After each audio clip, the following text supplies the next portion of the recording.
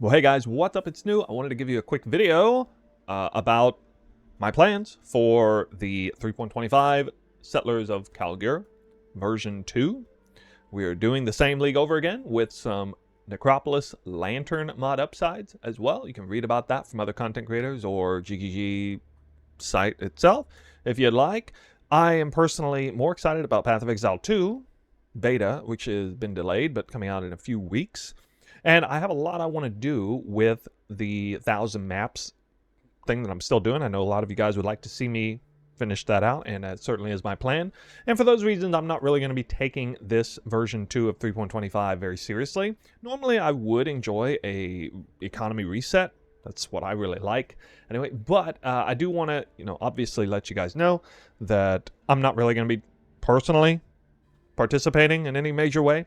I might get the mystery box or whatever, and a lot of you might fall into that camp for sure. However, I want to spend the rest of this video more or less making the case for the Warden Elemental Hit of the Spectrum build guide that I made, because I definitely think it went pretty well. I want to talk a little bit about how that went for me, some of the really cool mind-blowing things about how awesome it was, since it was a brand new ascendancy that, I couldn't exactly estimate how it would go. And I'm going to give you footage of kind of some of the same gameplay that I showed in the official build guide video, which will be linked in the description below, which I definitely want you to watch that first, because I'm going to be referencing things, and this is stuff I say assumes that you've already watched that video. And obviously spent a lot of time and effort on it, so I'd appreciate it if you did, rather than just ask questions that are answered already in that video. Path of building is all there and everything. Very few updates on that are changes. I'm going to talk about those. But yeah, just basically how it went. Some of the really cool mind-boggling things that I discovered along the way. And then some of the quick changes. And I'm going to showcase three things, okay? I'm going to showcase a Pinnacle boss, okay? Exarch Pinnacle boss, which I didn't showcase in the build guide video.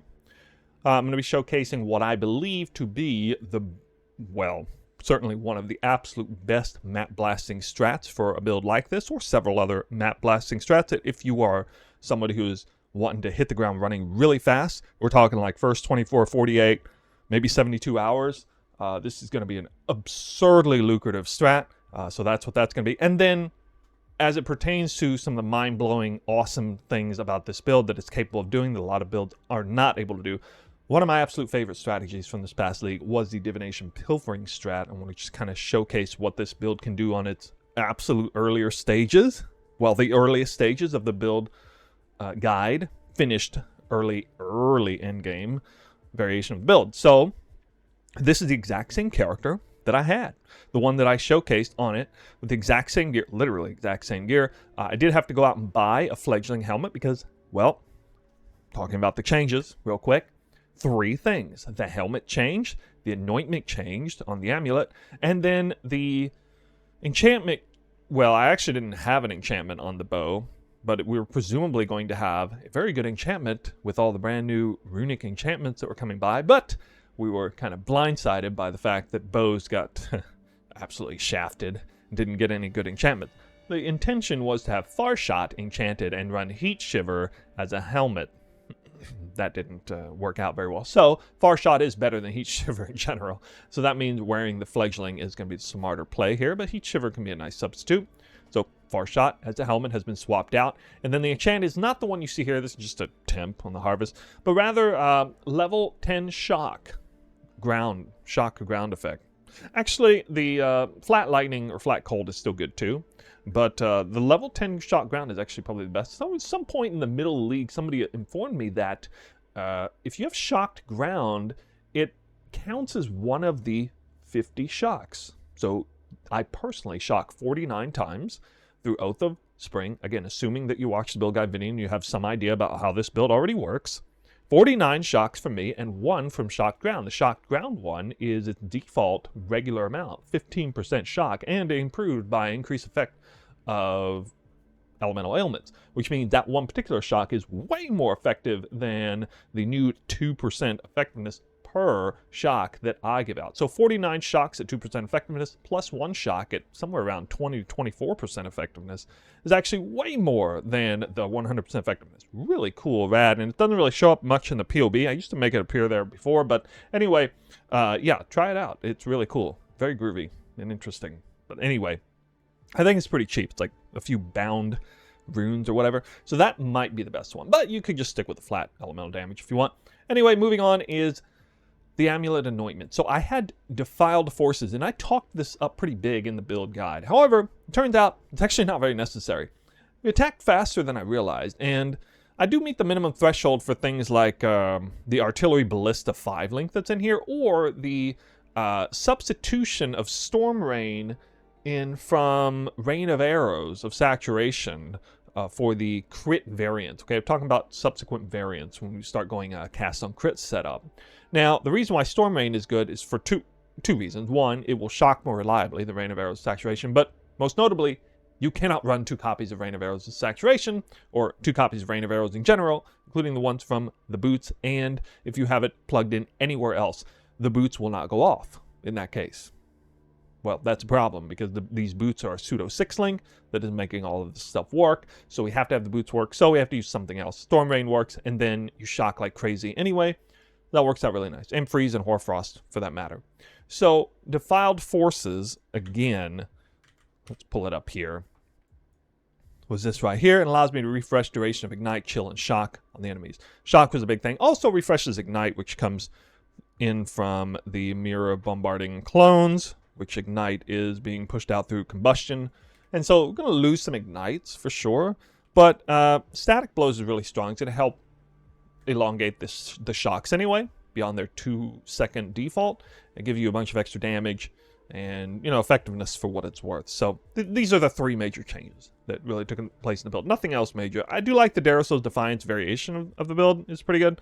And the Halcyon, one other quick thing is the Halcyon was quite expensive at League Start. It was the only one that was like actually kind of expensive on the build.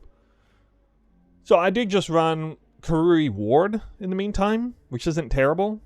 Halcyon is nice. I wouldn't really pay much more than 1 or 2 div at this budget, because this build's budget, from what I recall, was somewhere around 5 to 10 divines. Maybe with the exception of the Halcyon pushing it up beyond that, because that amulet by itself for first few days is worth like 4 or 5 or 6 divines by itself. Everything else is pretty cheap. Recombinations should work better and should make the bow actually quite easy to make. And I mean, all of this stuff is just very easy to get. Cheap, unique. So the tamings were actually a little expensive at League Start, but you know, anyway, yeah. So that is it for sort of the build. Now, the things that blew my mind on this was the power of the Ascendancy, and I could not showcase this in the build guide video. I had to run it as a Deadeye variant. So one of the big cases for Warden over Deadeye is just this Oath of Winter. You know, if you like playing bow build, and maybe you're thinking about playing a bow build this time. In fact, I bet a lot of you are like, well, you saw how much melee was buffed. You was like, you know what, I want to do melee. Maybe you're like a lifelong bow build player, and you're like, man, I want to do melee. Just shake it up one time. But if I could do the league all over again, maybe I'd do it as bows again for the second time around. Well, voila, that's just literally what's happening. So I suspect a lot of you are played like Lightning Strike, for example. Lightning Strike Slayer or something was kind of like the absolute meta league starter last league, for good reason. And maybe you just like to play bows again just because, okay? And maybe you're sitting on like Elemental Hit of the Spectrum, which is, I mean, arguably the best elemental hit-based bow skill in the game, leveling now. And there's a lot of, I think that there's just a lot of ignorance around that skill and associated with Deadeye versus Warden. The people who are touting that you should run Deadeye really are just completely ignorant as to the power of the Warden. This is coming from somebody who has played both, okay? In previous leagues, I played a lot of Elemental Hit of the Spectrum as a Deadeye, and I've now played a lot of Elemental Hit of the Spectrum as a Warden. So as somebody who uniquely is familiar with both, I can personally tell you the powers, the advantages and disadvantages of either or. The Deadeye has marginally better clear and movement speed.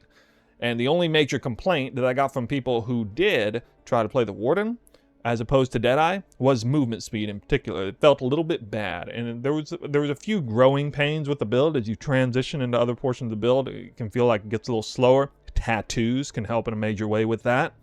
But I will say, yes, the Deadeye definitely moves a bit faster.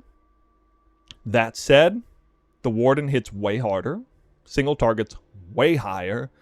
Effective defense is way higher. Well, with the exception of you being able to manually avoid damage because you move slightly faster, you're freezing everything. Everything. The only case where you're not really getting a major advantage on defense is bosses that cannot be frozen.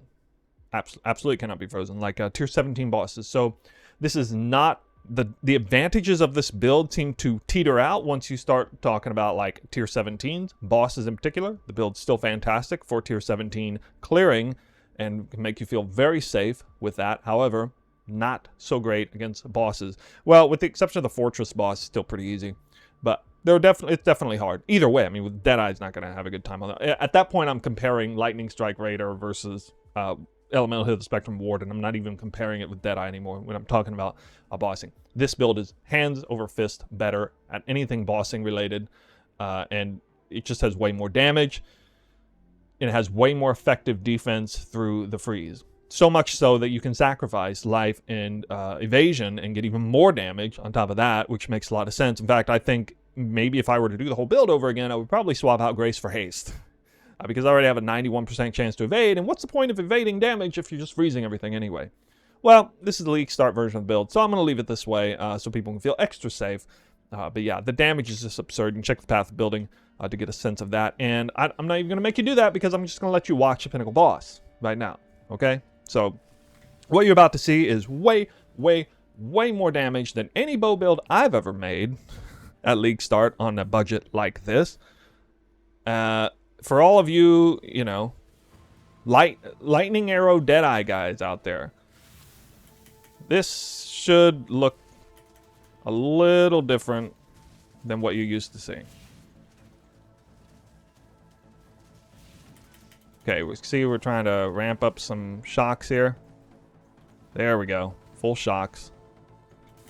It'd be nice if I actually stand at the right range. That would be smart.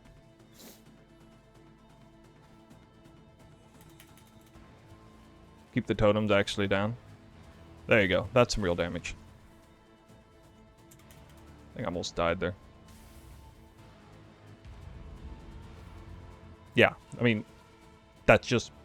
on a budget like this, it's just so much more damage than a Deadeye would normally produce.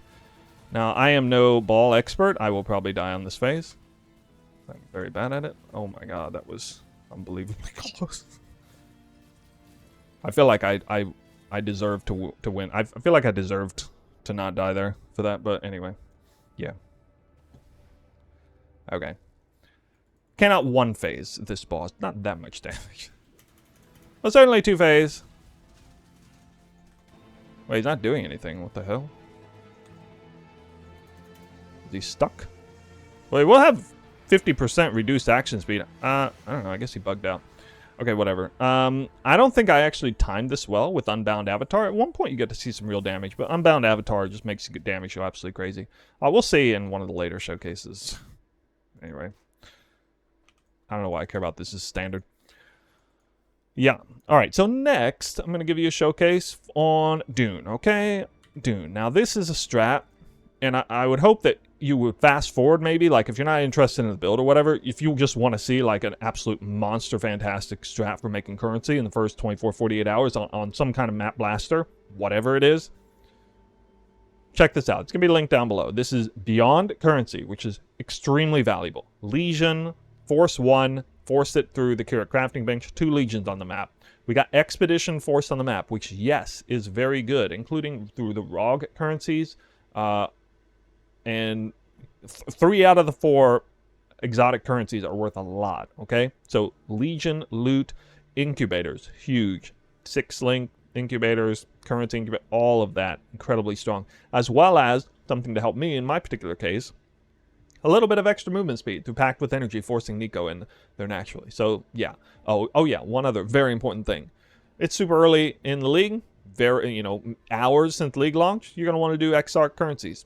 It's going to be nice. Okay? Not super focused on, like, pack size or whatever, but, this is cheap.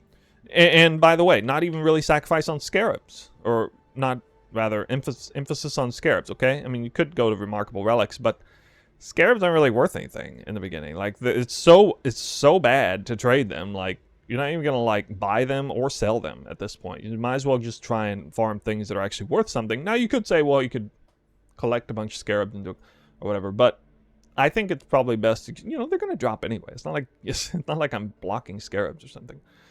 But yeah, so we're gonna go. The only expense in this is the Legion, the 5 Chaos Legion. Okay, that's it. We're even running minus max res. Okay, I'm running a map that's not like, you know, not like there's any bad things on there. There are a couple mods that are bad to run with this build. One would be 70% chance to, or reduced chance for monsters to be affected by elemental ailments, and then the other is monsters' action speed cannot be reduced. This still gets frozen, but they still run like super fast. The single best mechanic for this build, and I think I said this in the guide, the absolute single best mechanic for this build is Beyond. This build, the Warden in particular, is unbelievably safe against Beyond. Like, you would not believe, for those of you who have played Deadeye anything at League Start, you know that Beyond is crazy rippy. Even if you have a bunch of evasion, it just walks up to you and just absolutely wrecks you. Especially like the rare Beyond mobs, the tanky ones. Look at this. This guy did nothing. Did nothing. He was just frozen. Okay, bosses, tier 16 bosses, utter jokes. Got Beyond spawning in my face, doing nothing. Beast might be somewhat dangerous, but look, that was an entire Beyond pack. It did nothing. Okay, I should probably use flasks here. I think I use them manually. I'm not going to loot anything. I'm going to try to keep it shorter.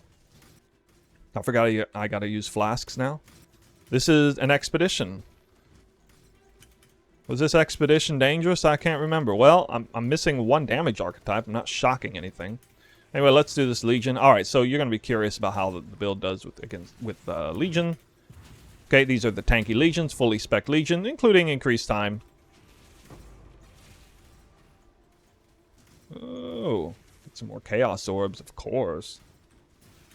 Okay, so it's not necessarily going to open an entire Legion. But, you know, it's pretty close. Okay.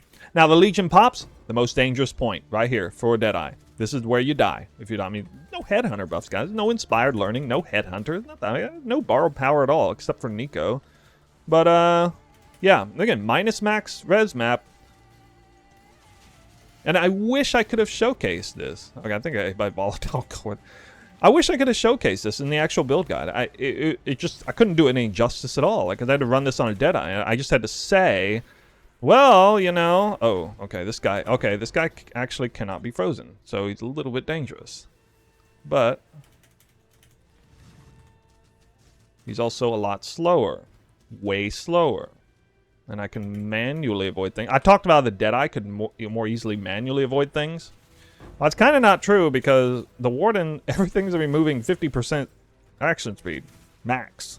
So, in a way, it's not even true. Second Legion. I haven't seen anything super impressive drop here yet, but, I mean, you know how it goes. You know, Legion at the start. Look at all that bubblegum. There's so much bubblegum. I got, like, 2 separate Chaos Orb altars. I mean, come on, that's just gravy right there. The gravy train coming in. An Abyss, which I don't care about. This is 3rd Nico packed with energy, so this gives me some nice buffs. I don't even care where I'm standing, which direction I'm shooting. His arrows going everywhere. Return projectiles going back through me. I mean, everything's just frozen. It's just permanently frozen. And, yeah, maybe I didn't unlock quite everything, but I think on this budget, this probably does as good, if not better job, opening things up than, you know, even a Lightning Strike Slayer. You know, a Lightning Arrow Deadeye would probably open a Legion slightly better than this character. But everything else would be inferior to this. Except, like, running across the map. I guess running across the map, it might be a little better. Alright, and then the Beyond. I mean, just, you see all the random Beyond mobs are still up. They're some of the most dangerous mobs in the game for a Deadeye at this point, when you're just kind of running through the map. You know, you just get picked off right and left. You get random Legion Rare that's still up there. Super dangerous in this situation. Not really for this build. Rarely. And, yeah, that's it. Alright, so I've now shown you Not just for this build, what this build can do, but I mean, just in general, this strat is phenomenal. If you get to doing this, and I'm telling you what, in the first 24, 48 hours, if you can do that strat, you're off to the races. Oh. For some stupid reason, I only have 5 slots. Well, we're going to have to cut the video. Because I need 6 slots to do what I need to show you. Okay. Next up, pilfering strat. Like an actual strat. Hold on. Alright, well, I wasn't planning to show this, but I guess since I had to do it to unlock the 6th scarab slot on standard, might as well. Yeah. Check out how slow he moves. Mr. 50% action speed over here. Moves like a slug. Might actually be able to kill him. Now, you'll see the damage is not particularly impressive. That's because, you know, League starter, and these bosses are crazy tanky. But I definitely like it. Oh, look at that. That's real damage, guys. Real damage right there. Oh my goodness. I can't believe it. Ah! A noble sacrifice. I wanted to stay on it. Well, actually, I didn't want to deal with the second phase. Okay, now, I mean, I mentioned earlier in the video that the build's not meant for tier 17 bosses, maybe with the exception of the fortress boss. Now, I did roll this map to be quite easy.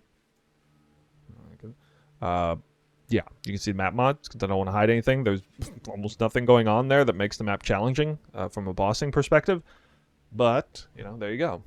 I don't even remember trying to do a tier 17 boss on this build at this gear threshold when I played earlier. I don't remember even doing that. Anyway, that's besides the point. So at least you got to see what it looks like. Now then, one of my absolute favorite farms. Okay, this is a real farm, ladies and gentlemen. This is the pilfering strat. And for this, we're going to need a tighter loot filter, okay? We're going to say strict, I guess. We need to make sure... Got the right atlas on, which I do not currently. There we go. Already got that prepped up. And this will also be linked in the description below as a separate atlas. And, you know, I wouldn't necessarily run just this build just to do this atlas. But, you know, if you just want to, like, fuss around and have some fun on this second go around and just pilfering divination card farming to your heart's content for like 3 weeks till PoE 2 beta comes. I mean, that's what I might have done if it comes down to it. And just let the RNG gods take over for you. Yeah, sure. Why not? You know, why not? All right. So in this case, I'm going to do domination instead of ambush, but you know, either one's fine. I do like the idea of taking the shrine effects into the boss room. We're going to be going Eater of Worlds, and boom. There we go. Alright guys, we're getting near the end here. I figured I'd save time, and you can see the map mods on the right, and you can see I'm opening a few already pre-rolled Diviner's boxes. I believe I opened 4, maybe 1 or 2 reopens in there. Yeah, this would be this is the 5th one I'm opening, I think. And look at that. Look at that. We got, oh wait, do we? Yes. Yes. The fabled, reopened, well-rolled box. I have shrines that are still here. I got Eldritch Altars involved. And for those of you who have done pilfering farms, you know that, I mean, even the tankiest builds out there get utterly destroyed by this map boss. Here, the absolute plague of a boss to deal with. But you want to do it on Jungle Valley or Mausoleum. Mausoleum is safer, of course, somewhat. But, well, for the Warden, it doesn't really matter so much. Now, it's not a bad idea to stack up on some Headhunter buffs before this, but all I'm going to get to work with is Shrine. So I'm really relying on very little in the way of giving me some added power to deal with the boss here. You would have a map scried over that would drop a decent card here. The Fortunate card, Divine Beauty, Apothecary, Fire of Unknown Origin, something you would want scried over. But I am going to start picking up some shrines. Hopefully get a speed shrine. That'd be nice.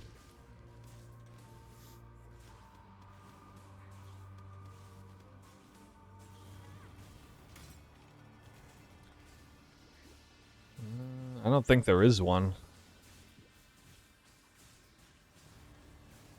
Yeah, I would have had to get lucky. Secondary shrine effect, which I did not. Alright, well, all the diviners are open. So we're going to see a boss. I'm pretty sure I'll have at least 500 cards. Look at that. We got 69% extra quant, and we're here. We're doing this. Now, if my character gets shot at even one time, I'm going to get utterly destroyed by this boss. I mean, just one-shot me. Well, I do have evasion. I do have 91% evasion against projectiles. There she is. 898 cards. Oh, too many.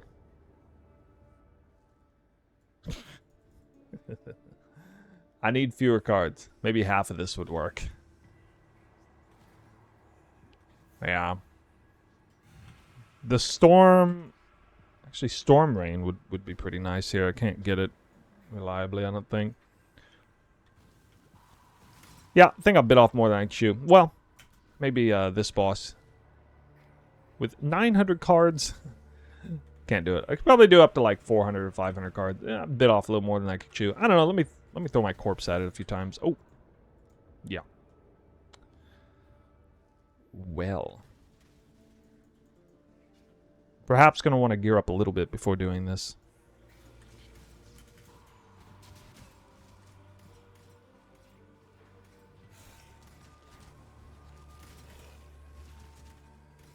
Getting unfrozen.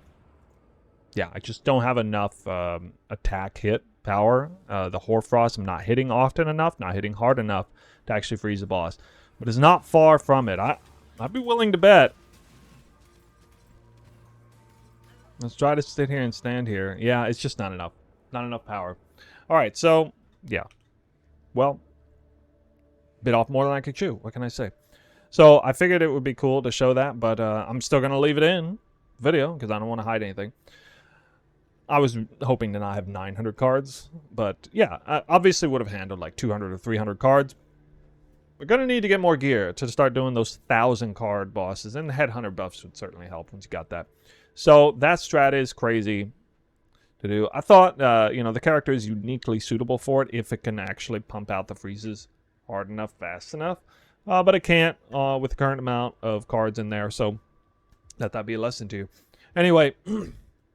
Video done. I hope you liked what you saw in the showcase. The boss kill, the Legion blasting, the tier 17 boss kill. I wasn't expecting you to put in there. And then the failed pilfering strat farm. But on that note, I am going to be coming out with another 100 maps of pilfering cards as I continue doing version 1 of the current league. And then going to finish out the 1,000 maps. Got 400 more maps to do on that. So once again, in case you missed it, I'm not going to be really participating in version 2 of 3.25. Guys, enjoy your time doing that if you want. Wish you best of luck. Try the Warden bow. If you're going to do bows, I'm not all that bummed out if you're not going to play bows, but elemental hit of the Spectrum Deadeye, it's just sad to do that. We've got the brand new Ascendancy. If you haven't done Warden, really, like, educate yourself best you can. I tried to showcase some of what it can do. You got to see in real time some of the absolute insanity of freezing stuff as well as it does, and slowing bosses down by 50%. It's crazy too in and of it by itself. Yeah, hopefully you like what you saw. Let me know if you have any questions in the chat. There are links down below with the current path of building for the League Start build and those 2 different atlases that I used on the subsequent strats that were showcased. That's it. Thank you guys for watching. I'll see you in the next video.